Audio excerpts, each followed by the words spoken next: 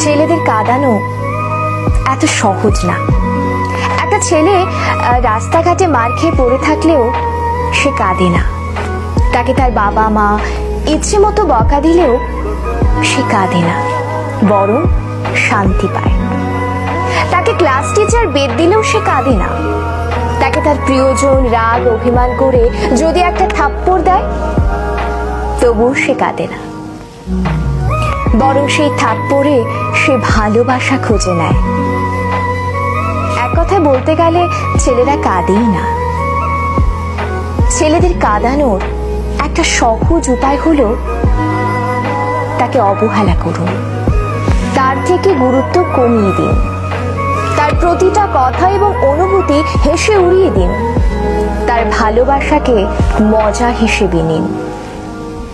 তবেই ছেলেটি কাঁদবে, তবে রাতে কেউ জানবে না।